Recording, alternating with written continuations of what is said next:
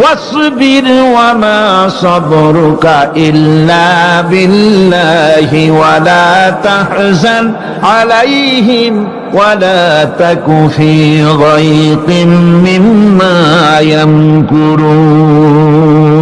হে রাসূল, সবরের সাথে কাজ করতে থাকুন। আপনার এই সবরের তৌফিক তো আল্লাহই দিয়েছেন, আর ওদের সমস্ত ষড়যন্ত্র, ওদের অপকৌশলে আপনি দুঃখিত হবেন না, চিন্তা করবেন না, ভারাক্রান্ত হবেন না। আপনি নিশ্চিত থাকুন। ওয়াসবির লিহুকমি রাব্বিকা ফাইন্নাকা বিআয়ুনিনা।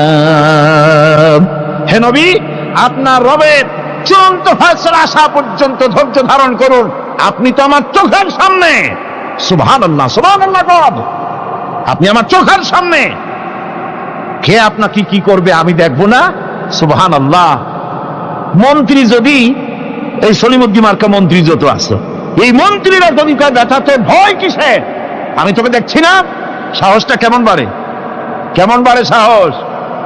আরে কোনো মন্ত্রী ছাতা মাতা না, কোন প্রেসিডেন্ট রাজা বাদশা না, আকাশ আর জমিনের মালিক আমার আল্লাহ রাব্বুল আলামিন বলছেন, হাবিব কোন চিন্তা নাই, আপনি আমার চোখের সামনে।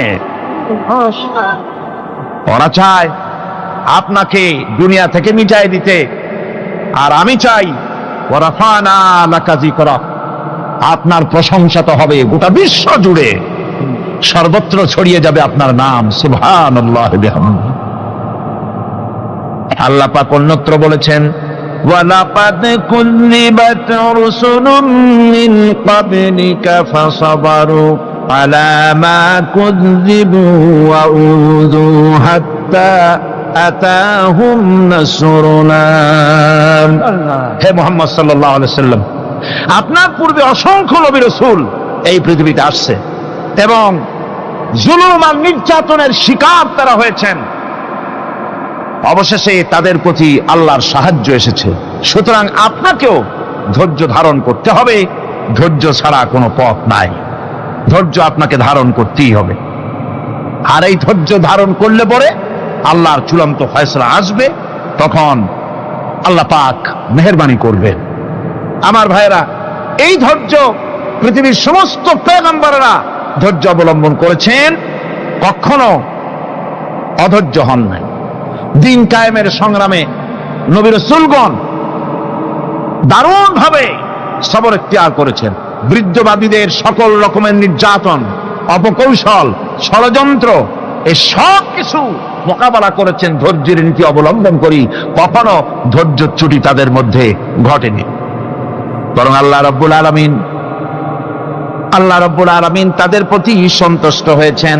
যারা এই ধৈর্য ধরেছে তাদের উপরে সন্তুষ্ট হয়ে আল্লাহ রাব্বুল আলামিন বলেছেন, ওয়া কাআইয়্যিম মিন নাবিয়্যিন কাতালা মাআহু রিব্বিয়ুনা কাসীর। এর আগে অনেক নবী এসেছিলেন যাদের সাথে বহু আল্লাহওয়ালা লোক লড়াই করেছেন। فما وهنوا لما أصابهم في سبيل الله وما ضعفوا وما استكانوا।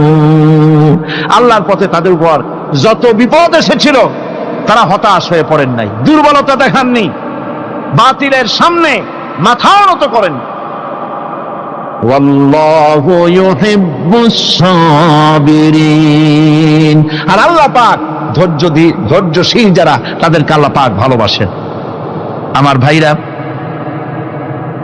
ধৈর্যের পরিচয় রাসূল করিম সাল্লাল্লাহু আলাইহি ওয়াসাল্লাম উহুদের ময়দানে যখন আক্রান্ত হয়ে গেলেন, চতুর্দিকে কাফেররা ঘিরে ধরেছে,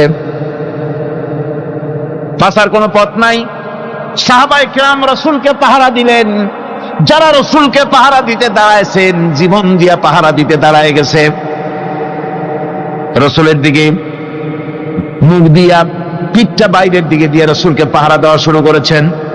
হুজুরকে পাহারা দিতে যারা দাঁড়িয়েছিলেন, কাফের কর্তৃক নিক্ষিপ্ত কি তীরগুলি এসে যখন বিঁধতেছিল, শুধু একজন সাহাবী হযরত তালহার পিঠের ভিতরে রাসূলকে হেফাজতের জন্য 80টা তীর একজনের পিঠের মধ্যে দিয়ে তুলেছে। এক অসতর্ক মুহূর্তে নবীজির দান্দান মোবারক শহীদ হয়ে গেল, শিরস্থান ভেঙে গেল, লোহার কড়া প্রবিষ্ট হয়ে গেল কপালের ভিতরে। হুজুর মাথা ঘুরে পড়ে গেলেন। হযরতে আবু উবায়দা রাদিয়াল্লাহু তাআলা আনহু হুজুরের মস্তক মোবারককে করে করে নিয়ে তারপরে বহু কষ্ট করে মাথা থেকে লোহার কড়া বের করলেন। এবার ওই কড়ার ছিদ্র দিয়ে রক্ত আসতেছে, মুখ দিয়ে রক্ত পড়তেছে, দাড়ি ভিজে যাচ্ছে। বুখারী শরীফে এসেছে, আল্লাহর নবী দুইখানা হাত নিজের চেহারার উপরে মলে আনে টাটকা রক্ত চোখের সামনে দেখে বলছেন, আহারে, এই কওমের ফালাক কি করে হবে, এই কওমের মুক্তি কি করে হবে, এই কওমের নাজাত কি করে হবে, যে কওম তার নবীর চেহারা রক্ত দিয়ে লাল বানাইয়া দিল। নবীজি বললেন, আল্লাহুম্মা গফিরলি কওমি ফাইন্নাহুম লা ইয়ালামুন। আয় আল্লাহ পাক, আমার এই কওম বুঝতে পারে না, ওদেরকে মাফ করে দাও। খবর ছড়িয়ে গেল নবীজি শহীদ হয়ে গিয়েছেন।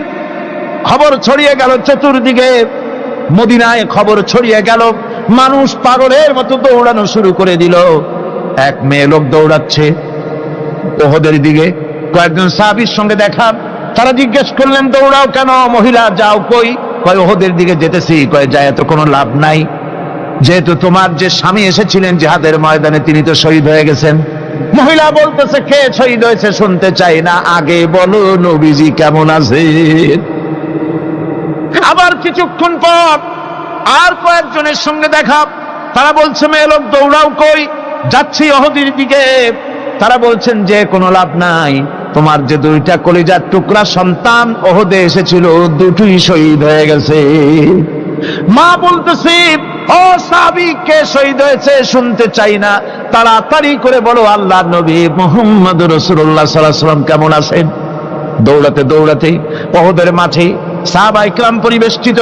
আল্লাহর নবীর কাছে গিয়ে হুজুরের জীবিত চেহারা মোবারকের দিকে তাকায়া মেয়ে লোকটি কাঁদতেছে আর বলতেছে, ইয়া রাসূলুল্লাহ, আমার স্বামী মরা শোক, আমার কলিজার টুকরা দুইটা সন্তান মরা শোক আমার কলিজা থেকে মুছে গেছে, আপনি বেঁচে আছেন, তামাম মুসলমানদের চাইতে বড় সান্ত্বনা আর নাই। ভাইরা আমার, রাসূল করিম সাল্লাল্লাহু আলাইহি ওয়াসাল্লাম এভাবে করে ধৈর্যের পরিচয় দিয়েছেন। গালাগালি দেন নাই, রাগ করেন নাই, বদদোয়া করেন নাই। সুবহানাল্লাহ কোন সুবহানাল্লাহ। হযরত আইয়ুব আলাইহিস সালামের সবরের ঘটনা কোরআনে কারীম তুলে ধরেছে। হযরত আইয়ুব 18টি বছর পর্যন্ত রোগের মধ্যে পড়ে আছেন। এত অসুখ করেছে, এত রোগ, শরীর পচে গিয়েছে, গায়ে পোকা ধরেছে, দুর্গন্ধ হয়ে গিয়েছে, বিবিরা চলে গিয়েছে, ছেলে মেয়ে পাড়ার লোকেরা দূর দূর করে তাড়িয়ে দিয়েছে। এবার জঙ্গলের ভিতরে গিয়ে আশ্রয় নিয়েছেন। এমন অবস্থা হয়েছে, শরীর পচে পচে জিহ্বায় যখন পোকা ধরা শুরু করে দিল, হযরত আইয়ুব আলাইহিস সালাম তখন আল্লাহ রাব্বুল আলামিনের দরবারে এই প্রথমবারের মতো তিনি বললেন, রব্বুল আলামিন, হায় আল্লাহ তাআলা, সমস্ত শরীর জড়জড়া হয়ে গিয়েছে, গায়ে পোকা ধরেছে, আমি কোনো কথা বলি নাই, আমি খামোশ থেকে জিকির আজগার করতেছিলাম। আয় আল্লাহ, এখন দেখি আমার জিহ্বায় পোকা ধরেছে, পোকা ধরা শুরু হয়েছে, আমার জিহ্বাটায় পোকা তুমি দয়া করে দিও না, কারণ আমার জিহ্বায় যদি পোকা হয়ে যায় তাহলে তোমার মতো আল্লাহর জিকির আমি কি দিয়া করব। আমার জিহ্বাটা তুমি দয়া করে ভালো রাখো।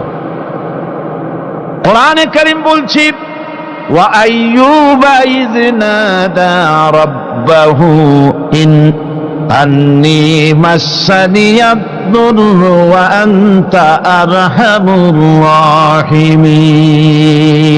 স্মরণ করো সেই সময়ের কথা যখন আইয়ুব তার রবকে ডেকে বলেছিল, আমি অসুস্থ আর তুমি তো রহমান রহিম, দয়াময়। ভাষাটা দেখেন কি সুন্দর। এর থেকে কি আল্লাহরে আর কিছু বলা লাগে? আল্লাহ পাকের কাছে তিনি বলতেছেন, আল্লাহ আমি তো অসুস্থ, আমি তো অসুখ করেছে আমার, আর তুমি তো দয়াময় রহমান রহিম। এক অন্ধ, ঈদের দিন কত অন্ধই তো আছে খয়রাত করার জন্য, ভিক্ষা করার জন্য, চতুর্দিকে ভিক্ষা করতেছে অন্ধরা। এক অন্ধ ঈদের গেটের কাছে দাঁড়ায় বলতেছে, ভাইরা আজ হচ্ছে ঈদের দিন আর আমি কিছু দেখতে পাচ্ছি না, এ বেশি পয়সা পাইল। মানুষের দিন তার প্রতি আকৃষ্ট হয়ে গেছে। আরে কি কথা, আজ ঈদের দিন, সকলে আনন্দ করছে আর আমি কিছুই দেখতে পাচ্ছি না। সে কিন্তু কিছু চায় নাই। ভাষার ভিতরে, কথা বলার ভিতরে এ ধরনের টেকনিক আছে। হযরত আইয়ুব আলাইহিস সালাম বললেন না যে আল্লাহ আমারে মাফ করে দাও, কষ্টের মধ্যে আছি। তিনি শুধু বলেছেন রব্বুল আলামিন, আমি অসুস্থ হয়ে পড়েছি, আমার অসুখ করেছে, আর তোমার নাম রহমান রহিম। এতটুকু কথা বলেছেন। আল্লাহ রাব্বুল আলামিনের দরজায়, তার দরবারে আইয়ুব আলাইহিস সালামের ডাক চলে গেছে। যায় নাই? কোন অসুবিধা আছে নাকি? কোন অসুবিধা নাই। পানির তলা দিয়া যদি কেউ ডাক দেয়, পাহাড়ের ভিতরে বসে যদি কেউ ডাক দেয়, আল্লাহ রাব্বুল আলামিন তা শুনতে পান। ইউনূস আলাইহিস সালাম মাছের পেটে বসে চিৎকার মেরেছিলেন, লা ইলাহা ইল্লা আনতা সুবহানাকা ইন্নী কুনতু মিনাজ জালিমিন। তিনি বলছিলেন, আয় আল্লাহ তাআলা, আমি তোমার প্রশংসা করছি, তুমি ছাড়া উপাস্য নাই, মাবুদ নাই। আমি তোমার পবিত্রতা ঘোষণা করছি, আমি তো জালিমদের অন্তর্ভুক্ত হয়ে গেছি। বাস এতটুকুন কথাই বলেছেন। আল্লাহ পাক বলছেন, ইউনূসের ডাক তো কেউ শোনে নাই, পানির মধ্যে কেউ শোনে নাই, জমিনের কেউ শোনে নাই, মহাশূন্যের কেউ শোনে নাই, কিন্তু মাছের পেটের ভেতরে থেকে, গভীর অতল দরিয়ার তলদেশ থেকে মাছের পেটের ভিতরে বসে আমার ইউনূস যে ডাক দিল, ওই ডাক আমি আরশের মালিক আমি শুনতে পেয়েছি, আর সঙ্গে সঙ্গে জবাব দিয়েছি। ফাস্তাজাবনা লাহু ওয়া নাজ্জাইনাহু মিনাল গাম্মি ওয়া কাযালিকা নুজিল মুমিনিন। ডাকের সাড়া দিলাম, বিপদ দিয়া বাঁচায় দিলাম। শুধু ইউনূসের না, আল্লাহ পাক এ জায়গায় আবার ওয়াদা করলেন, দুনিয়ার যত মুমিন বান্দা আছে তারা যদি কখনো বিপদে পড়ে যায় আর আমারে যদি ডাকে, আমি এইরকম করে বিপদ থেকে বাঁচাইয়া দেব। আইয়ুব আলাইহিস সালাম যখন আল্লাহ রাব্বুল আলামিনের কাছে ফরিয়াদ করলেন, আল্লাহ পাক তখন বলছেন, কোরআনে কারীম বলছে, ফাস্তাজাবনা লাহু فكشفنا ما به من ضر وآتيناه أهله ومثلهم معهم رحمة من عندنا وذكرى للعابدين। আমি আইয়ুবের দোয়া কবুল করে নিলাম, শুধু তার পরিবার বর্গই দিলাম না, বরং আরো কিছু নিয়ামত আমি তাকে দান করে দিলাম। এবং তাই জন্য, যেহেতু তারা ছিল আমার অনুগত বান্দা, আমার বাধ্যগত, আমি এই জন্য রহম করেছি, সমস্ত রোগ শোক আমি মাফ করে দিয়েছি। আমাদের সামান্য একটু জ্বর হয়, যদি 2-3 দিন জ্বর হয়েছে, জ্বর ছাড়ে না, বলে যে এত ভালো ভালো কাজ করি তারপর আমার এত জ্বর হওয়া লাগে, অমুকরা এত পাপ করে, তা তো কিছুই হয়নি। খালি আল্লাহ আমার চোখে দেখলো, আমার বউর অসুখ, আমার অজুমুড়ি ছাড়ি না। ভাইরা, আপনি ঠিক পান না যে কি গুনাহ আপনি করেন। কোরআনে কারীম বলছি, ওয়ামা আসাবাকুম মিন মুসিবাতিন ফাবিমা কাসাবাত আইদিকুম ওয়া ইয়াফু আন কাসীর। যত বিপদ তোমাদের উপর আছে সব দুই হাতের কামাই করা, আর আমি তো অনেকগুলো ক্ষমা করে দেই। তোমরা যত পাপ করো, আকাম করো, সবগুলির শাস্তি যদি দুনিয়ায় দিতাম, শ্বাস করার সময় পেতে না। অসুখ হলেই অধৈর্য হয়ে যেও না, ধৈর্য ধরো। আল্লাহ পাক বলেন, শুধু আইয়ুব নয়, ওয়া ইসমাঈল ওয়া ইদরিস ওয়া যাল কিফলি কুল্লুম মিনাস সাবিরিন। এইভাবে করে ইসমাঈল, ইদ্রিস, জুলকিফল সবাই ছিল ধৈর্যশীল। জোরে বলেন সুবহানাল্লাহ। ধৈর্যের চরম পরাকাষ্ঠা ছিলেন তিনি। কোরআনে কারীম নবীদের এই কথাগুলি আমাদের শোনাচ্ছেন। হযরত ইয়াকুব আলাইহিস সালাম কলিজার টুকরা সন্তান হযরত ইউসুফ আলাইহিস সালামের জন্য তার মনটা পাগল ছিল। এত সুন্দর করে আল্লাহ তারে বানাইছিলেন, এত তিনি ছিলেন সৌন্দর্যের পিরামিড, যারা দেখলে চোখ ফিরানো যায় না, এমন সুন্দর সুপুরুষ যারা দেখি সেই যুগের সুন্দরী যুবতী মেয়েরা রূপের মোহে পড়ে নিজেদের আঙ্গুলগুলি কেটে ফেলে দিয়েছিল। রূপের মোহে এমন অবশ হয়ে গেছে, আঙ্গুল কেটেছে, হাত কেটেছে, টের পায় নাই।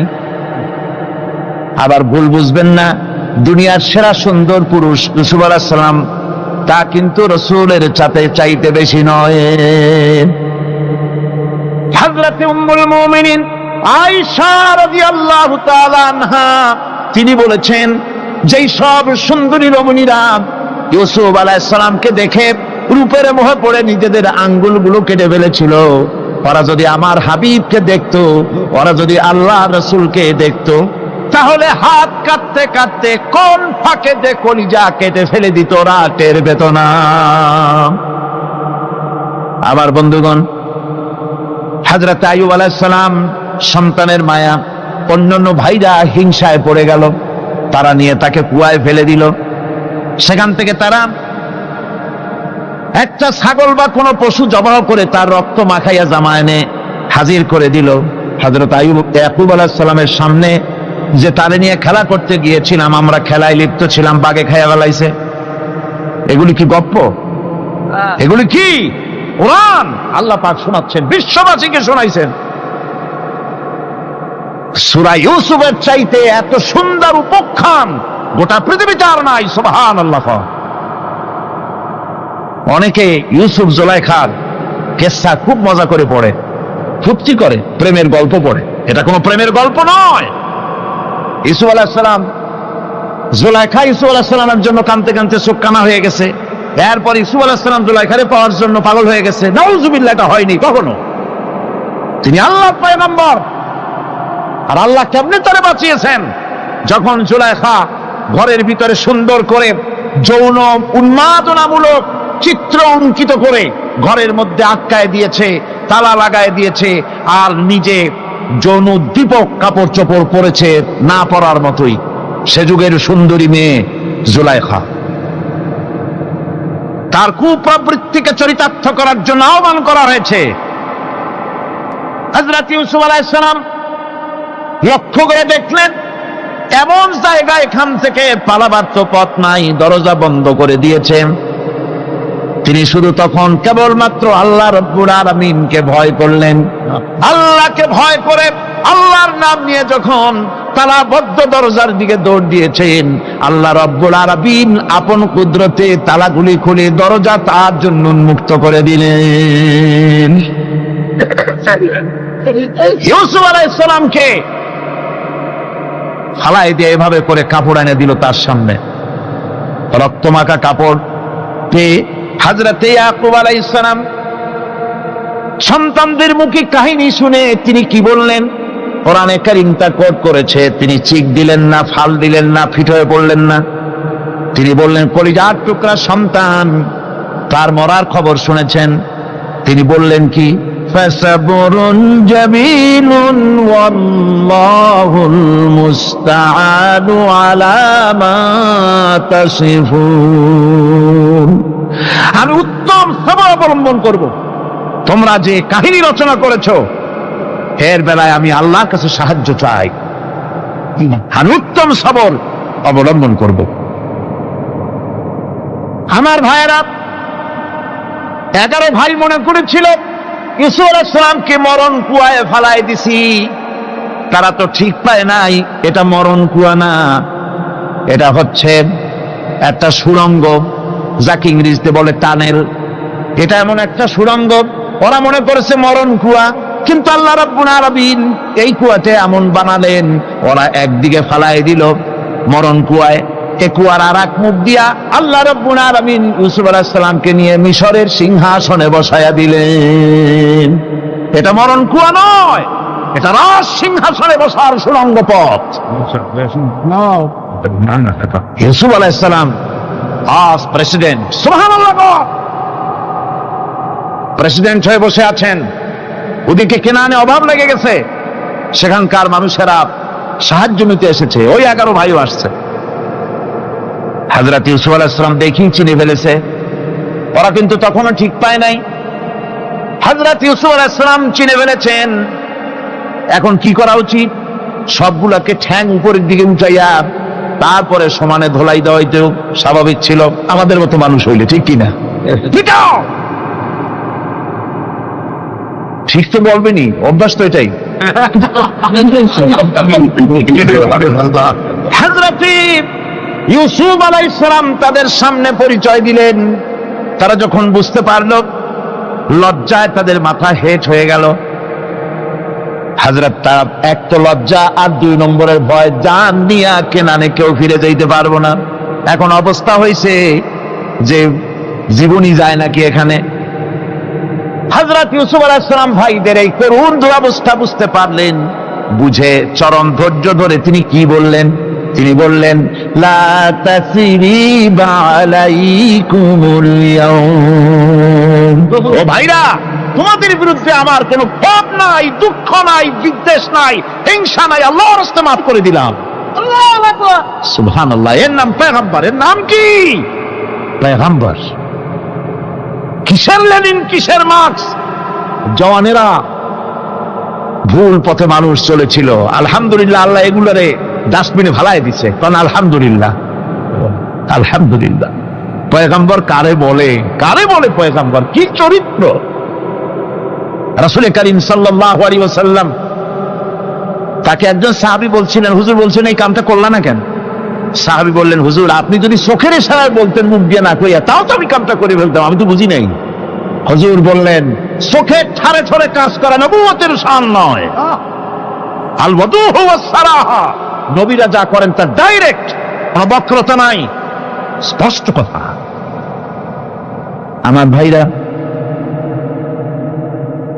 হযরত ইউসুফ আলাইহিস সালাম বিনিয়ামিনকে কাছে নিয়ে পরিচয় দিলেন তার ভাইদের সামনে।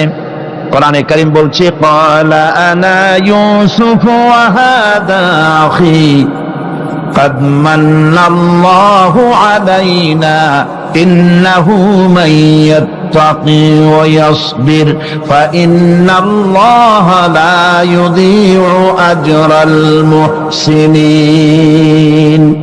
আমি ইউসুফ, আর এই হচ্ছে আমার ভাই। আল্লাহ আমাদের উপর ইহসান করেছেন। প্রকৃতপক্ষে যারা আল্লাহকে ভয় করে এবং সবর এখতিয়ার করে, আল্লাহ এভাবে তাদেরকে, তাদের আমলকে নিষ্ফল হতে দেন না। আমার এই জামাটা নিয়ে যাও। হযরত ইয়াকুব আলাইহিস সালাম, কলিজার টুকরা সন্তান ইউসুফ আলাইহিস সালামের বিরহ যন্ত্রণায় ছেলেকে কতদিন দেখে না, কাঁদতে কাঁদতে চোখ দুটো অন্ধ হয়ে গেছে। মিশর থেকে কেনানের দিকে জামা রওনা হয়েছে। কোথায় মিশর, কোথায় কেনান? জামা যখন রওনা হয়ে গেছে, হযরত ইয়াকুব বলতেছেন, আমি যেন আমার ইউসুফের গন্ধ নাকে পেতেছি। জামা চলে এলো, চোখের উপরে রাখলেন, আল্লাহ রাব্বুল আলামিন তাকে চক্ষুষ্মান বানায়া দিলেন।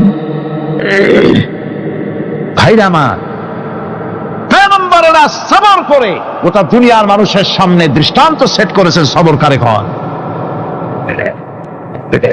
আমার ভাইরা, হযরত ইব্রাহিম আলাইহিস সালামের কথা আল্লাহ পাক কোরআনে কারিমে বলছেন সবরকারী কয়, দেখো শেখো সবরকারী কয়। আল্লাহ পাক বললেন, ইব্রাহিম তোমার বিবি আর তোমার নবজাতক এই সন্তানকে রেখে আসো মক্কা নগরীতে। তিনি চলে গেলেন, সেখানে ঘর নাই, বাড়ি নাই, কিচ্ছু নাই, চতুর্দিকে ধুধু বালু আর মরুভূমি। হযরতে হাজরা বলছেন, ইব্রাহিম সামান্য পানি আর খাবার দিয়া আমার সন্তান শুদ্ধ এখানে রেখে দিতেছো, আমি কি অপরাধ করেছি? কোনো জবাব নাই। 2 বার 3 বার বলার পরে হাজরা বলছেন, ইব্রাহিম গো, তবে কি আমার আল্লাহর হুকুম মতো আমারে রেখে যাচ্ছ নাকি? হযরত ইব্রাহিম আকাশের দিকে আঙ্গুল উঁচু করলেন। কথা বলবেন, বাক শক্তি বেরোচ্ছে না। 80 বছর বয়সের সময় একটা বাচ্চা আল্লাহ তারে দিচ্ছেন। আর এমন বাচ্চা পয়গম্বরের ছেলে, কি সুন্দর চেহারা, মরুভূমির উপরে ফালাই দিয়াছ, ফালাই দিয়ে রওনা হয়ে যাচ্ছেন, মুখ দিয়া কথা সরছে না, আকাশের দিকে দেখালেন। হযরত হাজরা বুঝতে পারলেন। হযরত হাজরা বলেন, ইব্রাহিম কোনো চিন্তা নাই, নিশ্চিন্ত মনে বাড়ি ফিরে যাও। আমি আমার আল্লাহর উপরে এতটা ভরসা করি, আল্লাহর হুকুমে যদি আমার এখানে রেখে যেয়ে থাকো, ওই আল্লাহ পাক আমাকে আর আমার কলিজার টুকরা ইসমাইলকে পানিতে আর খাবারে মারবেন না, অবশ্যই তিনি ব্যবস্থা করবেন। ব্যবস্থা হয়ে গেল। হযরত ইসমাইল বড় হয়ে গেলেন। আল্লাহ পাক অর্ডার করলেন, জবাহ করো ছেলেকে। হযরত ইব্রাহিম আলাইহিস সালাম যখন জবাহের প্রস্তাব করলেন, হযরত ইসমাইল তা আপত্তি করতেন, বাবাজি আমার মায়ের আর আমাকে বাচ্চা অবস্থায় ফেলে গেলেন, খাবার দেন নাই, পরার দেন নাই, বছরের পর বছর আমাদের এখানে কাটলো, দেখতেও আসেন নাই, আজ আসছেন জবাহ দিতে, এটা কেমন কথা, কি ধরনের বাপ আপনি? এরকম বলছে নাকি? এরকম বলছে। হযরত ইব্রাহিম আলাইহিস সালাম প্রস্তাবটা কিভাবে পারলেন? আল্লাহ পাক কোরআনে কারিমের দৃষ্টান্ত রেখে দিয়েছেন। আল্লাহ পাক বলছেন, হযরত ইব্রাহিম ছেলেকে বললেন, ইয়া বুনাইয়া, ইয়া বুনাইয়া, হে আমার কলিজার টুকরা লাডলা, হে আমার কলিজার টুকরা সন্তান, ইন্নী আরা ফিল মানাম আন্নী আযবাহুক, আমি স্বপ্নে দেখছি আমি যেন তোমাকে জবাহ করতেছি, ফানজুর মাযা তারা, তোমার রায় কি বলো? আমি তো স্বপ্নে দেখছি যে আমি তোমার জবাহ করতেছি, এখন তোমার রায় কি, তোমার মত কি? হযরত ইসমাঈল আলাইহিস সালাম শুনিয়া দিলেন দৌড়, নাকি না? হযরত ইসমাঈল আলাইহিস সালাম ধৈর্যের প্রতীক, তিনি কি কথা বললেন, তার মুখের কথা কোরআন শরীফে আল্লাহ পাক উঠায় দিলেন। হযরত ইসমাঈল বললেন, ইয়া আবাতি ফাআল মা তু'মারু সাতাজিদুনি ইনশাআল্লাহু মিনাস সাবিরিন, হে আমার পিতা, আপনি যে ব্যাপারে আদিষ্ট হয়েছেন আপনি তা পালন করুন, অবশ্যই আমাকে ধৈর্যধারীদের মধ্যে পাওয়া যাবেন। সুবহানাল্লাহ। এক বর্ণনায় এসেছে, হযরত ইসমাঈল বললেন, আব্বাজান আমি ধৈর্যধারীদের ভিতরে আমারে পাবেন, তবে জবাহ করার আগে আমার হাত পাটা একটু বেঁধে নেন, কারণ জবাহের যন্ত্রণায় আপনার গায়ে যদি আমার হাত পা লেগে যায় তো বেয়াদবি হয়ে যেতে পারে। আর আমি মরে আমার জবাহ হয়ে যাওয়ার পর আমার রক্ত মাখা জামাটা নিয়া আমার মা হাজেরারে দিবেন, কারণ তাকে মা বলবার মতো আর তো কেউ নাই। হযরত ইব্রাহিম তাকে বাঁধবার জন্য প্রস্তুতি নিলেন। হযরত ইসমাঈল বলছেন, আব্বাজান বাঁধবেন না, বাঁধার প্রয়োজন নাই। বলে, কেন? একবার বাঁধতে বললে আবার তুমি নিষেধ করছো কেন? ছেলে বলছেন, আব্বাজান বাঁধবো না এই জন্যে, হয়তো কিয়ামতেই প্রশ্ন উঠতে পারে যে আল্লাহর হুকুমে রাজি ছিল না বলে হাত পা বাঁধা জবাহ করছে, আমি এই সুযোগ দিব না, আপনি জবাহ করেন, আমি এতটুকু নড়াচড়া করব না। ধৈর্যের চরম প্রতীক হযরতে ইসমাঈল আলাইহিস সালাম দেখাই দিয়েছেন ধৈর্য কারে কয়। আমার বন্ধুগণ, এই পৃথিবীর সবচাইতে ধৈর্যের বড় প্রতীক হতেছেন ইমামুল মুরসালিন, আশরাফুল আম্বিয়া, সাইয়্যিদুল মুরসালিন, জনাবে মুহাম্মাদুর রাসূলুল্লাহ সাল্লাল্লাহু আলাইহি ওয়াসাল্লাম। আমার বন্ধুগণ, সবচাইতে বড় ধৈর্যের প্রতীক তিনি। কাউকে একটা গালি দেন নাই জীবনে, কাউকে ঠাট্টা করেন নাই, কাউকে মারেন নাই, কারো মনে দুঃখ দেন নাই। তিনি দুঃখ পেয়েছেন, তিনি কাউকে দুঃখ দেন নাই। তিনি কষ্ট পেয়েছেন, কাউকে কষ্ট দেন নাই।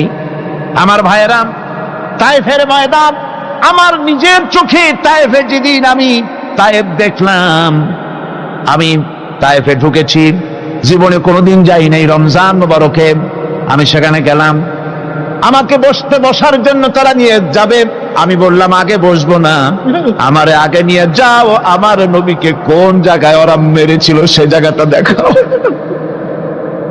তায়েফের সেই গলিতে যখন আমি গিয়েছি, দুই দিকে পাহাড় দাঁড়ানো, তায়েফের লোক আমার সাথে ছিল, তারা বলল এই জায়গাটা প্রথম যেখানে চতুর্দিক থেকে নবীজিকে পাথর মারছিল আর আল্লাহর নবী বেহুশ হয়ে পড়ে গিয়েছিলেন।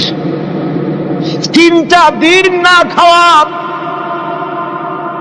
হযরতে খাদিজা নাই, আবু তালিব নাই, মক্কায় জায়গা নাই পা রাখার। নবীজি 3টা দিন ঘুরলেন। নেতারা বলল তুমি যদি নবী হবে তো এতিম হলে কেন? আল্লাহ নবী বানাবার জন্য কি একটা ধনী মানুষ পায় না? তোমার মতো এতিম আর গরিবের নবী বানাইলো কেন? আল্লাহ নবী 3 দিন পর যখন দেখলেন কেউ দাওয়াত শোনে না, কেউ মানে না, কেউ গ্রহণ করে না, তখন তিনি নেতাদের অনুরোধ করলেন ঠিক আছে দাওয়াত তো কবুল করলে না, তবে একটা কাজ করো, অন্তত আমি যে তায়েফে আসছিলাম এই খবরটা মক্কায় দিও না, ওরা আরো অত্যাচার বাড়ায় দেবে। এই কাফিরগুলি খবর তো মক্কায় পাঠালো আর সমস্ত যুবকদেরকে লেলিয়ে দিল। যুবকেরা চতুর্দিকে দাঁড়াইছে, রাসূলকে পাথর মারা শুরু করে দিল। আমি যখন রেল লাইনের থেকে হাঁটি, যখন রেল লাইন কোনো সময় দেখি, রেলের পাথরগুলি, রেল লাইনের পাথরগুলি দেখলে আমার মাথায় যেন কেন তায়েফের কথা মনে এসে যায়। আরে মানুষের গায়ে পাথর মারলে কি অবস্থার সৃষ্টি হয়? পাথর নূরের শরীর, রহমতের শরীর, কিটি কিটি রক্ত ঝরছে। নবীজিকে জোর করে উঠাইয়া জবরদস্তি করে হাঁটার জন্য তারা ধাক্কা মারতেছে। আবার কিছুদিন গিয়ে নবীজি আবার বেহুশ হয়ে পড়েছেন, এইখান থেকে আবার উঠাইছে, আবার ধাক্কা মারতেছে। 3 নম্বরের আর একটা জায়গা আছে যেখানে ভাঙ্গা একটা মসজিদ। তাইফের লোকেরা আমাকে বলল এই জায়গাটা হলো শেষ জায়গা যেখানে রাসূল করিম 3য়-বারের মতো বেহুশ হয়েছিলেন, এখানেই হুজুরের রক্ত ঝরেছে বেশি। 2 রাকাত নামাজ পড়লাম, সিজদায় পড়ে এমন কান্না কাঁদলাম আল্লাহর কাছে।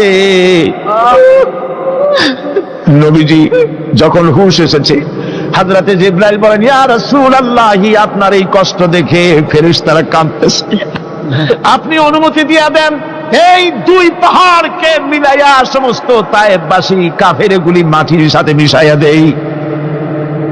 নবীজি বললেন জিবরাইল, আমি যদি হুকুম করি আর আমার হুকুম মতো যদি এই কাম করো, একটা কাফেরও যদি না বাঁচে তাহলে কার মুখে পৌঁছাবো লা ইলাহা ইল্লাল্লাহু মুহাম্মাদুর রাসূলুল্লাহ। আমার ভাইরা, হুজুর সাল্লাল্লাহু আলাইহি ওয়াসাল্লাম উঠে বসলেন।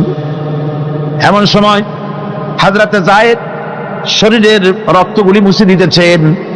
হুজুর সাল্লাল্লাহু আলাইহি ওয়াসাল্লাম বসে 2খানা হাত উত্তোলন করলেন।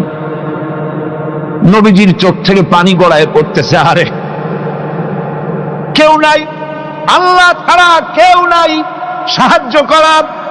নবীজি হাত তুলে মোনাজাত করতেছেন, চোখ দিয়া পানি পড়ে দাড়ি ভিজে পড়তেছে, গায়ে দিয়া রক্ত ঝরতেছে।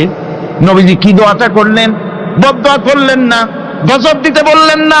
নবীজি দোয়া করলেন রব্বুল আলামিন, এই তায়েফের লোকেরা আজকে আমার সাথে যে ব্যবহারটা করেছে, ওরা বোঝে নাই যে আমি তোমার নবী, ওরা বোঝে নাই যে আমি তোমার রাসূল, না বুঝে আমার উপরে যে অত্যাচারটা করলো, আল্লাহ তুমি এই জন্য রাগ করে এই তায়েফে তুমি গজব দিও না। আল্লাহ পাক পরবর্তী সময় হুজুরকে স্মরণ করাই দিলেন, ওয়া মা আরসালনাকা ইল্লা রাহমাতাল লিল আলামিন।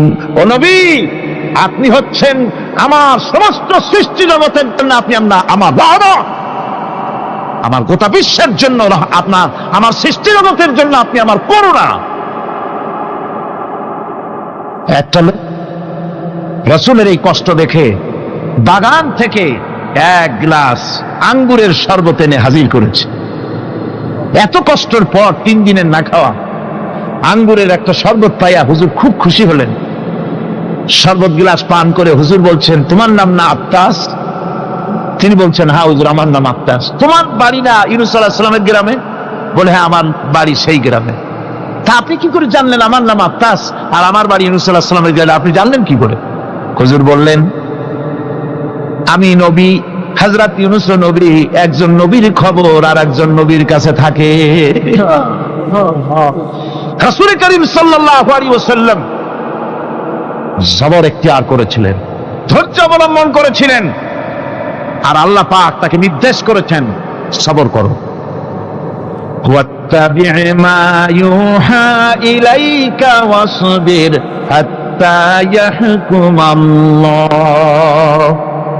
তুমি কেবল সেই জিনিসের অনুসরণ করো যা আমি তোমার প্রতি অবতীর্ণ করেছি।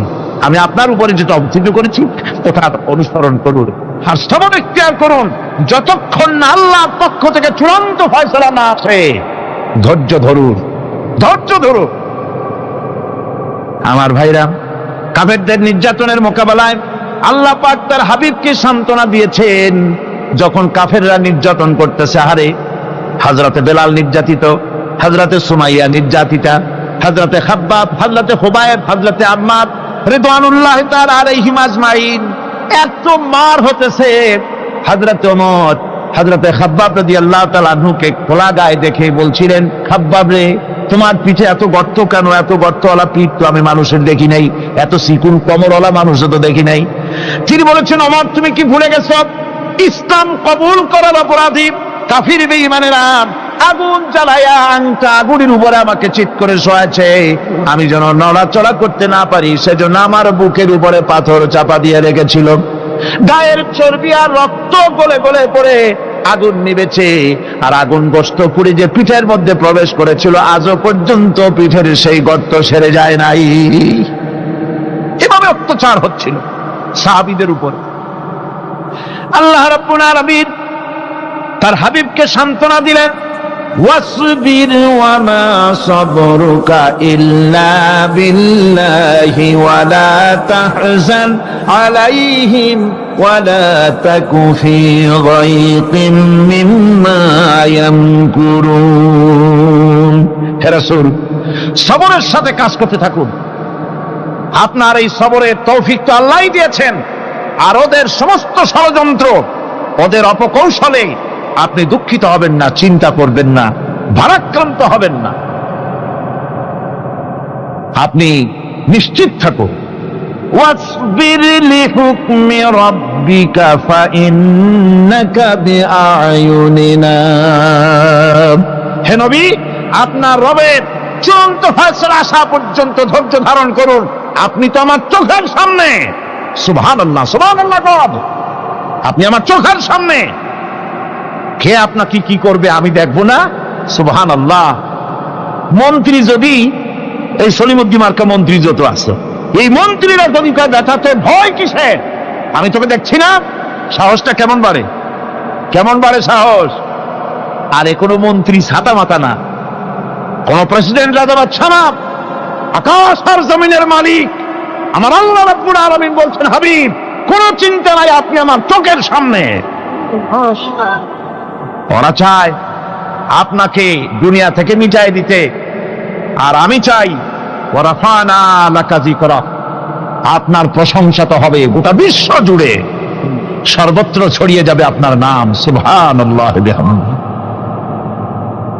আল্লাহ পাক অন্যত্র বলেছেন, ওয়ালাকাদ কুযযিবাত রুসুলুম মিন ক্বাবলিকা ফাসাবারু আলা মা কুযযিবু ওয়া উযু হাত্তা আতাহুম নাসরুনা। হে মুহাম্মদ সাল্লাল্লাহু আলাইহি সাল্লাম, আপনার পূর্বে অসংখ্য নবী রাসূল এই পৃথিবীতে আসছে এবং জুলুম আর নির্যাতনের শিকার তারা হয়েছেন। অবশেষে তাদের প্রতি আল্লাহর সাহায্য এসেছে। সুতরাং আপনাকেও ধৈর্য ধারণ করতে হবে। ধৈর্য ছাড়া কোনো পথ নাই। ধৈর্য আপনাকে ধারণ করতেই হবে। আর এই ধৈর্য ধারণ করলে পরে আল্লাহর চূড়ান্ত ফয়সালা আসবে, তখন আল্লাহ পাক মেহেরবানি করবেন। আমার ভাইয়েরা, এই ধৈর্য পৃথিবীর সমস্ত পয়গম্বররা ধৈর্য অবলম্বন করেছেন, কখনো অধৈর্য হন নাই। দিন কায়েমের সংগ্রামে নবী রাসূলগণ দারুণ ভাবে সবর ইখতিয়ার করেছেন। বৃদ্ধবাদীদের সকল রকমের নির্যাতন, অপকৌশল, ষড়যন্ত্র, এই সব কিছু মোকাবেলা করেছেন ধৈর্যের নীতি অবলম্বন করি। কখনো ধৈর্যচ্যুতি তাদের মধ্যে ঘটেনি, বরং আল্লাহ রাব্বুল আলামিন তাদের প্রতি সন্তুষ্ট হয়েছেন যারা এই ধৈর্য ধরেছে। তাদের উপরে সন্তুষ্ট হয়ে আল্লাহ রাব্বুল আলামিন বলেছেন, ওয়া কাআইয়্যিম মিন নাবিয়্যিন কাতালা মাআহু রিব্বিয়ুন কাসীর। এর আগে অনেক নবী এসেছিলেন যাদের সাথে বহু আল্লাহওয়ালা লোক লড়াই করেছেন। ফামা ওয়াহানু লিমা আসাবাহুম ফি সাবিলিল্লাহি ওয়ামা যাআফু ওয়া মাস্তাকানু। আল্লাহর পথে তাদের উপর যত বিপদ এসেছিল তারা হতাশ হয়ে পড়েন নাই, দুর্বলতা দেখাননি, বাতিলের সামনে মাথাও নত করেন। ওয়াল্লাহু ইউহিব্বুস সাবিরিন। আর আল্লাহ পাক ধৈর্যশীল যারা তাদেরকে আল্লাহ পাক ভালোবাসেন। আমার ভাইরা, ধৈর্যের পরিচয় রাসূল করিম সাল্লাল্লাহু আলাইহি ওয়াসাল্লাম উহুদের ময়দানে যখন আক্রান্ত হয়ে গেলেন, চতুর্দিকে কাফেররা ঘিরে ধরেছে, বাঁচার কোনো পথ নাই। সাহাবায়ে কিরাম রাসূলকে পাহারা দিলেন। যারা রাসূলকে পাহারা দিতে দাঁড়াইছেন, জীবন দিয়া পাহারা দিতে দাঁড়ায় গেছে, রাসূলের দিকে মুখ দিয়া, পিঠটা বাইরের দিকে দিয়ে রাসূলকে পাহারা দেওয়া শুরু করেছেন। হুজুরকে পাহারা দিতে যারা দাঁড়িয়েছিলেন, কাফের কর্তৃক নিক্ষিপ্ত কি তীরগুলি এসে যখন বিঁধতেছিল, শুধু একজন সাহাবী হযরত তালহার পিঠের ভিতরে রাসূলকে হেফাজতের জন্য 80টা তীর একজনের পিঠের মধ্যে দিয়ে ঢুকেছে। এক অসতর্ক মুহূর্তে নবীজির ডান্ডা মোবারক শহীদ হয়ে গেল, শিরস্থান ভেঙে গেল, লোহার কড়া প্রবিষ্ট হয়ে গেল কপালের ভিতরে। হুজুর মাথা ঘুরে পড়ে গেলেন। হযরত আবু উবাইদা রাদিয়াল্লাহু তাআলা আনহু হুজুরের মস্তক মোবারককে করে নিয়ে তারপরে বহু কষ্ট করে মাথা থেকে লোহার কড়া বের করলেন। এবার ওই কড়ার ছিদ্র দিয়ে রক্ত আসতেছে, মুখ দিয়ে রক্ত পড়তেছে, দাড়ি ভিজে যাচ্ছে। বুখারী শরীফে এসেছে, আল্লাহর নবী দুইখানা হাত নিজের চেহারার উপরে মলে আনে টাটকা রক্ত চোখের সামনে দেখে বলছেন, আহারে, এই কওমের ফালাক কি করে হবে, এই কওমের মুক্তি কি করে হবে, এই কওমের নাজাত কি করে হবে, যে কওম তার নবীর চেহারা রক্ত দিয়ে লাল বানাইয়া দিল। নবীজি বললেন, আল্লাহুম্মা গফিরলি কওমি ফাইন্নাহুম লা ইয়ালামুন। আয় আল্লাহ পাক, আমার এই কওম বুঝতে পারে না, ওদেরকে মাফ করে দাও। খবর ছড়িয়ে গেল নবীজি শহীদ হয়ে গিয়েছেন। খবর ছড়িয়ে গেল চতুর্দিকে, মদিনায় খবর ছড়িয়ে গেল। মানুষ পাগলের মতো দৌড়ানো শুরু করে দিল। এক মেয়ে লোক দৌড়াচ্ছে উহুদের দিকে। কয়েকজন সাহাবীর সঙ্গে দেখা, তারা জিজ্ঞেস করলেন, দৌড়াও কেন মহিলা, যাও কই? কয় উহুদের দিকে যেতেছি। কয় যায় তো কোনো লাভ নাই, যেহেতু তোমার যে স্বামী এসেছিলেন জিহাদের ময়দানে তিনি তো শহীদ হয়ে গেছেন। মহিলা বলতেছে, কে শহীদ হয়েছে শুনতে চাই না, আগে বলো নবীজি কেমন আছে। আবার কিছুক্ষণ পর আর কয়েকজনের সঙ্গে দেখা, তারা বলছে, মেয়ে লোক দৌড়াও কই? যাচ্ছি উহুদের দিকে। তারা বলছেন যে কোনো লাভ নাই, তোমার যে দুইটা কলিজার টুকরা সন্তান উহুদে এসেছিল দুটোই শহীদ হয়ে গেছে। মা বলতেছে, ও সাহাবী, কে শহীদ হয়েছে শুনতে চাই না, তাড়াতাড়ি করে বলো আল্লাহর নবী মুহাম্মদুর রাসূলুল্লাহ সাল্লাল্লাহু আলাইহি ওয়াসাল্লাম কেমন আছেন। দৌড়াতে দৌড়াতে উহুদের মাঠে সাহাবায়ে কিরাম পরিবেষ্টিত।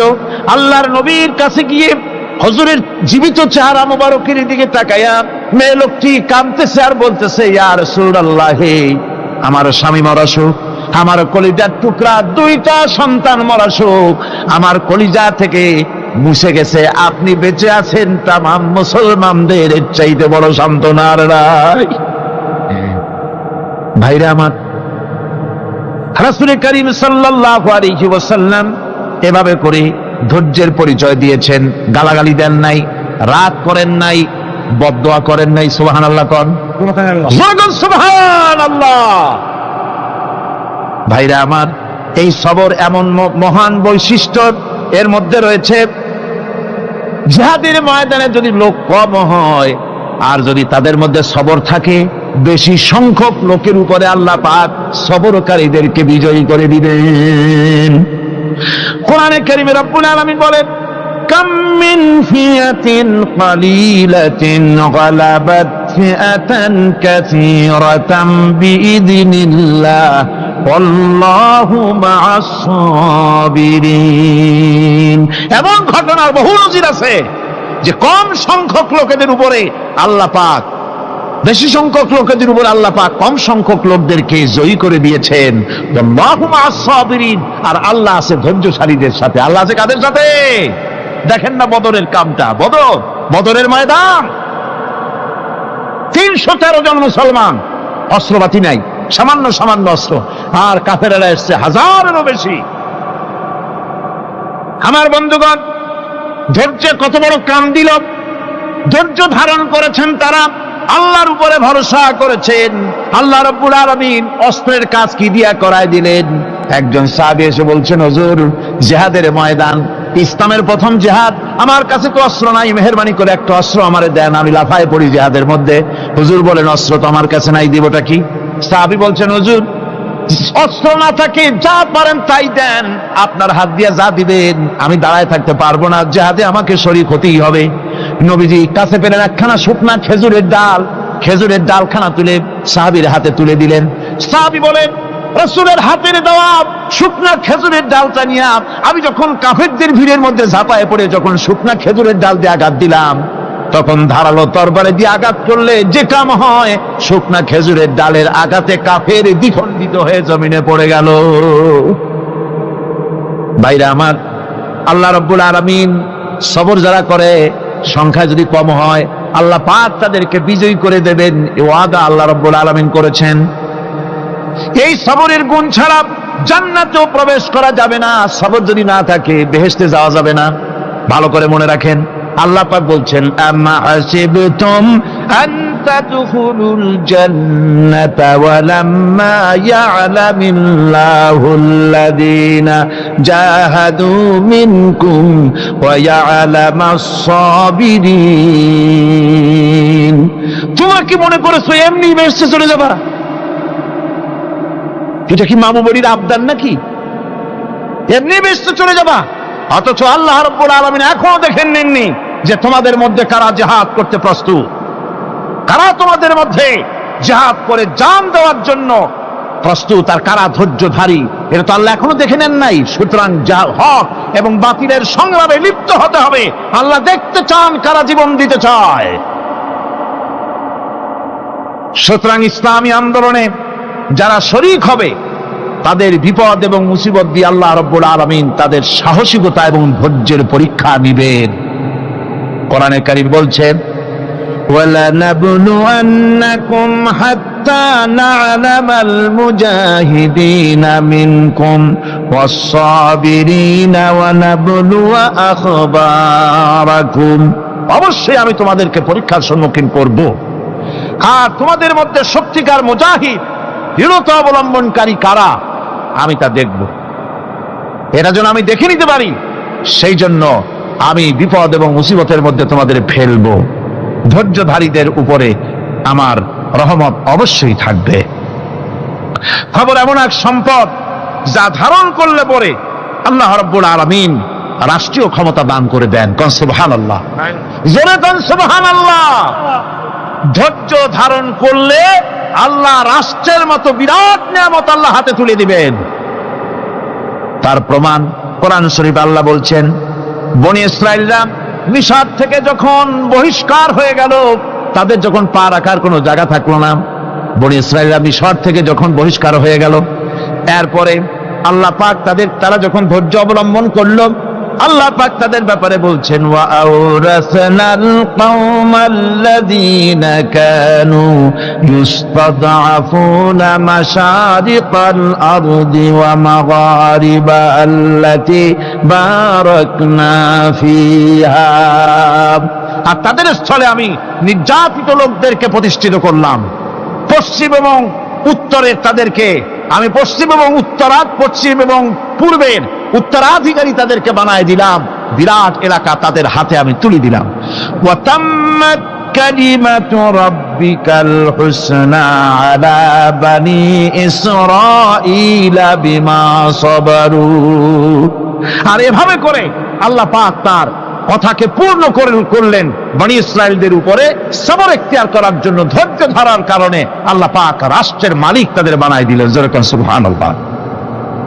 সবর যদি করা হয় তো যুদ্ধ যদি বাদে, যদি জাহাজ শুরু হয়ে যায়, আল্লাহ পাক বলেছেন ফেরেশতা দিয়ে সাহায্য করবে। যদি সবর থাকে তোমাদের, সবর থাকলে আল্লাহ কি দিয়ে সাহায্য করবেন? ফেরেশতা। কোরআনে কারীম বলছে বালা ইন তাসবিরু ওয়া তাত্তাকু ওয়া ইয়াতুকুম মিন ফাওরিহিম হাদা ইউমদিদুকুম রাব্বুকুম বিখামসাতি আলাফিন মিনাল মালাইকাতি মুসাউমিন। হ্যাঁ, তোমরা যদি ধৈর্য অবলম্বন করো আর আল্লাহকে ভয় করে চলো, তাহলে এক্ষুনি আল্লাহ রাব্বুল আলামিন তোমাদের জন্য কাতারে কাতারে শৃঙ্খলাবদ্ধ ৫,০০০ ফেরেশতা দিয়ে তোমাদেরকে সাহায্য করবেন। সুবহানাল্লাহ। তোমাদেরকে ফেরেশতা দিয়ে সাহায্য করা হবে।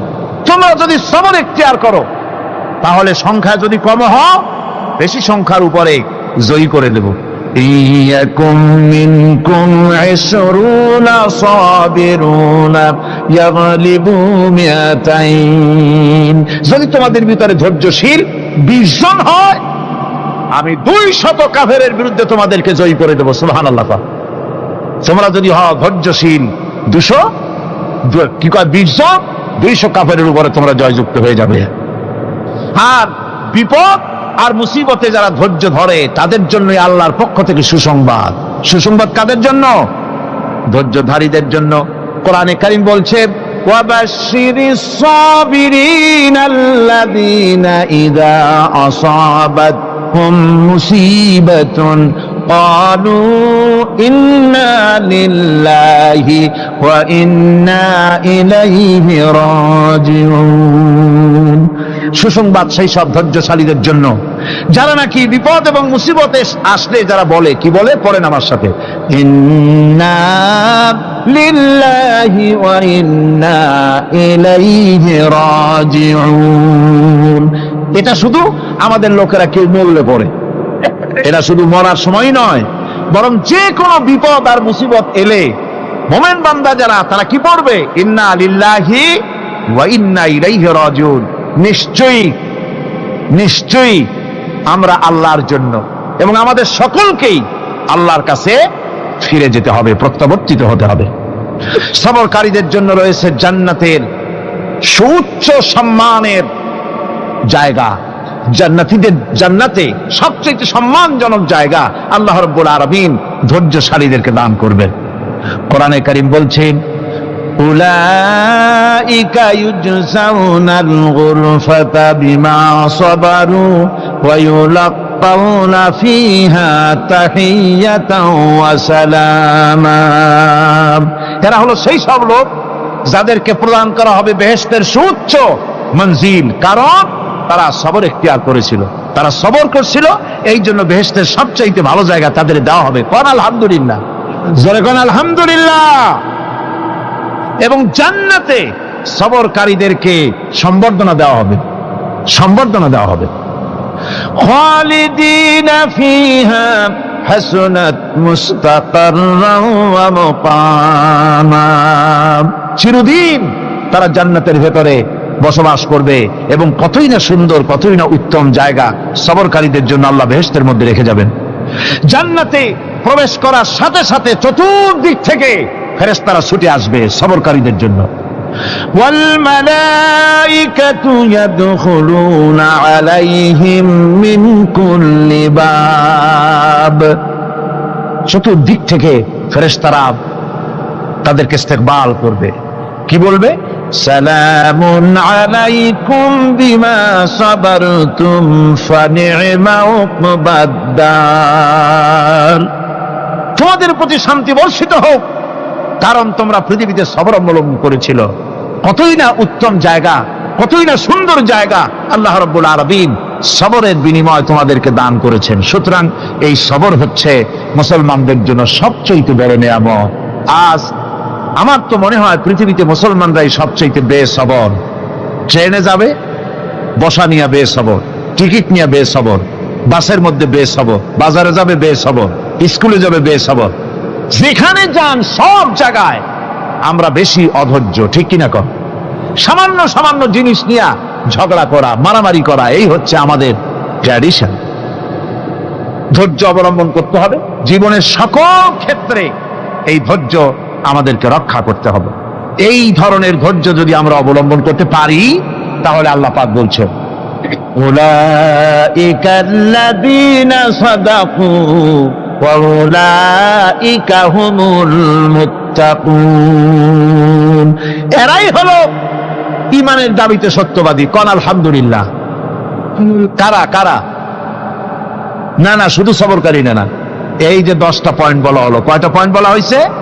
10টি পয়েন্ট। সেই 10টি পয়েন্ট যারা পালন করবে, এরা হলো ঈমানের দাবিতে সত্যবাদী, আর এরাই হচ্ছে প্রকৃতপক্ষের মুত্তাকি। আমরা মুত্তাকি বুঝি দাঁতে ছাতা, দাড়ি টাড়ি আশ্রয় না, জাব্বা জুব্বা গায়ে দিয়ে কোনো জায়গায় পড়ে থাকে, হ্যাঁ, এটা বড় মুত্তাকি, খুব পরহেজগার। সালার চট্টর যদি পড়ে তাহলে তো আরো বড় পরহেজগার। জি, আর যদি কাপড় চোপড় মোটেও না থাকে তাহলে তো খাজা বাবা হয়ে গেল। জি, নাউযুবিল্লাহ মিন যালিক। আর আল্লাহ বলছে মুত্তাকি কারে কয় শোনো, এরে কয় মুত্তাকি যাদের মধ্যে এই 10টা গুণ আছে। এই 10টি সত্য যদি সম্পাদন করতে পারি, যদি আমল করতে পারি, জীবন ধন্য হয়ে যাবে। সেই 10টি কথা আমি আবার আপনাদের স্মরণ পটে তুলে দিতে চাই, প্যাকেট করে পকেটে উঠাই দিতে চাই, যেন বাড়ি নিয়ে যেতে পারেন। 1 নম্বর হচ্ছে 10টি পয়েন্টের 1 নম্বর আল্লাহর প্রতি ঈমান। 1 নম্বরে আল্লাহর প্রতি ঈমান, 2 নম্বরে পরকালের প্রতি ঈমান, 3 নম্বরে ফেরেশতাদের উপর ঈমান, 4র্থ নম্বরে কিতাবের প্রতি ঈমান, 5ম নম্বরে নবীদের প্রতি ঈমান, 6ষ্ঠ নম্বরে সহায় সম্বলহীন নিকটবর্তী আত্মীয়, ইয়েতিম, মিসকিন, প্রবাসী, মুসাফির, সাহায্য প্রার্থী, এদেরকে মুক্ত করার জন্য এদেরকে সাহায্য প্রদান করা, 7 নম্বরে নামাজ প্রতিষ্ঠা করা, 8 নম্বরে যাকাত আদায় করা, 9 নম্বরে ওয়াদা পালন করা, 10 নম্বরে সবর এখতিয়ার করা। কয়টা হইল? কয়টা হলো? এই 10টি কাজ যদি আমরা পালন করতে পারি, বিপদে মুসিবতে ধৈর্য ধারণ করতে পারি, যত মুসিবত আসুক, আসলে এগুলি কিছু না। মুসিবত আল্লাহ টেস্ট করবেন, মুসিবত দিয়া আল্লাহ টেস্ট করেন। দেখা যায় যে ওদের শক্তি খুব বেশি, চোখে আপনি দেখতে পারেন, কিন্তু আল্লাহ বলছেন ইন্না কায়দাশ শায়তানে কানা দাঈফা। বাতিলরা হলো শয়তান, বাতিলরা কি? আর ওদের চক্রান্ত আসলেই দুর্বল। এদের চক্রান্ত আসলে কি? দুর্বল। কাজেই এগুলিকে ভয় করা যাবে না। বিপদে মুসিবতে ধৈর্য ধারণ করে যদি অগ্রসর হওয়া যায়, তো আল্লাহ রাব্বুল আলামিন এই 10টি পয়েন্ট যদি আমল করা যায়, দুনিয়ার শান্তি পাবো, আখিরাতেও শান্তি পাবো। যত মুসিবত আসুক, বিপদ আসুক, ধৈর্যের সাথে মোকাবেলা করতে হবে। ধৈর্যের অর্থ কি? আমি আগেই বলেছি, ধৈর্যের অর্থ হচ্ছে অবিচলতা, দৃঢ়তা, বরদাস্ত করা, সহিষ্ণুতা, ধীরতা, স্থিরতা। ধৈর্যের অর্থ এটা নয় একজন একটা থাপ্পড় মারলো আর আপনি বলবেন যে বাবা ব্যথা পাইছো নাকি, তাহলে আরো একখান থাপ্পড় দিয়া দাঁত আমার সবগুলো ভালাই দেয়। এর নাম ধৈর্য নয়। ধৈর্য হচ্ছে পরিস্থিতির মোকাবেলা করতে হবে সাহসিকতার সাথে, এর নাম হচ্ছে ধৈর্য। ওই যে আমি একটা দৃষ্টান্ত দিয়ে থাকি, এক সাপ একবার মুরিদ হয়েছিল এক পীর সাহেবের কাছে। পীর বলছিলেন যে আমি তো এইসব সাপটা মুরিদ বানাই না। কয় না হুজুর, আমারে বানান। তারপরে মুরিদ বানায় কিছু অজিবাতারে শিখাই দিল, আর বললো খবরদার কাউকে দংশন করবা না। ঠিক আছে, সে যায়া জিগারাজগার শুরু করে দিয়েছে। এর মধ্যে জমিনে রাখাল আসছে, ধান কাটছে, ধানগুলো নিবি কি করে, দড়ি দাড়ি পাচ্ছে না। তো কি করা যায়, বানবে কি দিয়া? সন্ধ্যার পরে অন্ধকারে দেখে যে দড়ি একটা পড়ে আছে। ও যে কি দড়ি তা তো ওরা বোঝে না। ওইটারে নিয়ে ধানরে ফেসাইয়া লেজ দিয়ার মাথা দিয়ে এরকম করে বাসেটারে দিয়ে বাঁধছে। সাপ তখন বলতেছে, হায় হায় রে, কেবল যে মুড়ি ধইছি, তা না হলে তুই ঠিক পাইছি যে আমি কি ধরনের দড়ি। এরপরে নিয়ে বাড়ি নিয়ে ভালাই দেশে ডরে খুলে সাপটার ঘাড় গেছে মস্কিয়া। বহুত কষ্ট করে হুজুরের বাড়ি গিয়ে হাজির, কয় যে হুজুর কি একখান জিকের শিখাইলেন, আমার তো ঘাটটার মস্কে শেষ। আশ্চর্য কথা, কত মানুষ মুড়ি হইলো, কত কিছু মুড়ি হইলো, কারো তো জিকের করলে ঘাড় মস্কে যাবে কেন, এটা কেমন কথা? কয় হুজুর ঘটনাই। আরে বেটা ঘটনা এইটা তুই কি করছিলি? কয় যে আপনি যে নিষেধ করছেন দংশন করতে, আমি তো দংশন করতে পারিনি। আরে বেটা দংশন করতে নিষেধ করছিলাম, ফোঁস করতে তো নিষেধ করি নাই। তোরে যখন দড়ি মনে ফেরে হাত দিছিল, ফোঁস করে উঠতি, ওই রাখাল লাফ দিয়া বর্ডার পার হইয়া দিল্লি চলে যেত। কাজী ধৈর্যের মানে শীত হয়ে পড়ে না। ধৈর্য মানে অবিচলতা, দৃঢ়তা নিয়ে শক্তি সঞ্চয় করে আল্লাহর উপরে ভরসা করে বাতিলের বিরুদ্ধে ঝাঁপিয়ে পড়তে হবে, বাতিল উৎখাত হতে বাধ্য হবে। অনাটনে, বিপদে, মুসিবতে আর হক আর বাতিলের সংঘর্ষ চলাকালীন ধৈর্য ধারণ করা, এটা হলো সবচাইতে একটা বড় কোয়ালিটি। ربنا ظلمنا أنفسنا وإن لم تغفر لنا وترحمنا لنكونن من الخاسرين ربنا لا تزغ قلوبنا بعد إذ هديتنا وهب لنا من لدنك رحمة إنك أنت الوهاب أي الله تعالى হাজার হাজার মুসলমান নরনারী ঠান্ডাকে উপেক্ষা করে তোমার দ্বীনের কথা শোনার জন্য, কোরআনে কারীমের কথা শোনার জন্য এই মাঠে এসে হাজির হয়েছে। আল্লাহ তুমি দয়া করে মেহেরবানি করে আলোচনার সওয়াবটুকু হুজুরে পুরনূর সাল্লাল্লাহু আলাইহি ওয়াসাল্লামের রূহ মোবারকে পৌঁছে দাও। রব্বুল আলামিন, আমাদের মধ্য থেকে যাদের মা বাপ দুনিয়া থেকে জনমের মতো বিদায় হয়ে গেছে, আল্লাহ কবরে যদি আযাব থাকে দয়া করে আযাব মাফ করে দাও। আল্লাহ আমাদের মা বাপের উপরে তোমার রহমত নাজিল করো। রব্বিরহামহুমা কামা রব্বায়ানি সগীরা, রব্বিরহামহুমা কামা রব্বায়ানি সগীরা। হে আল্লাহ রাব্বুল আলামিন, এই মাহফিলে যত লোক আছি আমরা, কার কোন ব্যাধি আছে, রোগ আছে, আমরা তুমি ভালো করে জানো। আমাদের প্রত্যেকের ব্যাধিকে তুমি শিফায়ে আজলা দান করে দাও। اللهم حبب إلينا الإيمان وزينه في قلوبنا وكره إلينا الكفر والفسوق والعصيان واجعلنا من الراشدين ربنا تقبل منا إنك أنت السميع العليم وتب علينا إنك أنت التواب الرحيم سبحان ربك رب العزة عما يصفون وسلام على المرسلين الحمد لله رب العالمين واجعل آخر كلمتنا عند الموت لا إله إلا الله محمد رسول الله